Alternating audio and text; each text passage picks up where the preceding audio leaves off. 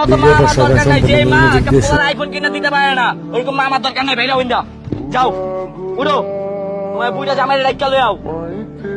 তুই আমার গায়ে হাত দিলি, আমি তোর মা না? তার মার মারে বাপ, তোর নিজের বাপের গায়ে হাত তুলতে কবে দিবা আইফোন? কই গে এরকম শুনছিস কে? কবে আইফোন দিবা? কবে আইফোন দিবা? কবে দিলে তুই একবার খাইলামু। তাই তো আইফোনের মায়ের বাপ, তুই আইফোন দিবি না? তোরে কিন্তু এই পর্যন্ত কোনো শাসন করি নাই, একটা মাত্র পোলা দেখা। এই জন্য আপনারা বাবারাও দায়ী। কেন দায়ী? ছোটবেলা মোবাইল একটা ছেলের হাতে ধরায় দিয়েছেন, ছোটবেলা গেমস খেলার জন্য তার হাতে ইলেকট্রনিক মিডিয়ার একটা মোবাইল ধরায় দিয়েছেন, অথবা একটা ট্যাব দিয়ে দিয়েছেন শখে ছেলেটার হাতে। এটা ছোটবেলা থেকেই বাস এটার সাথে নেশায় নেশায় বড় হয়েছে।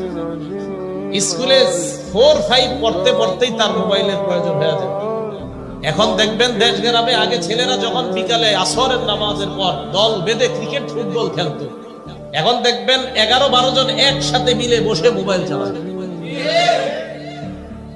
এটার কারণ আপনি কেন ছোটবেলায় জন্মের পর থেকে এটারে মোবাইলের সামনে দিয়ে দিয়েছেন? স্ত্রী রান্না করে ছেলেটারে টেলিভিশন সাইডে অনেক বসাই দিয়েছে, কেন? ছেলে কাঁদবে, তাই জায়গায় টেলিভিশনের সামনে দিয়ে দিয়েছে। এই জন্য দায়ী আপনি মা বাবা। বড় হওয়ার পর এই ছেলে এই মোবাইলের নেশায় আসক্ত হয়ে এখন বন্ধুদের পাল্লায় পড়ে। তার বুঝ আইসা গেছে এটা না, আমার আব্বা তো আমার শত্রু, কারণ আব্বা বাসায় গেলে খালি এটা কয় সেটা কয়, আর তোর মজা লাগে না আব্বার কথা। বন্ধুদেরকে আপন বানাবে, বাবাকে দূরে ঠেলে দিবে। এটাকে আমাদের দেশে ঘটবে? ভবিষ্যতে নবীর কথা না ঘটতেছে? 7 নাম্বার বন্ধুকে আপন বানাবে, 8 নাম্বার বাবাকে দূরে ঠেলে দিবে। 5 নাম্বারটা মনে আছে? বিবির কথায় উঠা বসা করবে।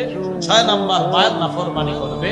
7 নাম্বার আদনা সাদিকা, বন্ধুকে আপন বানাবে।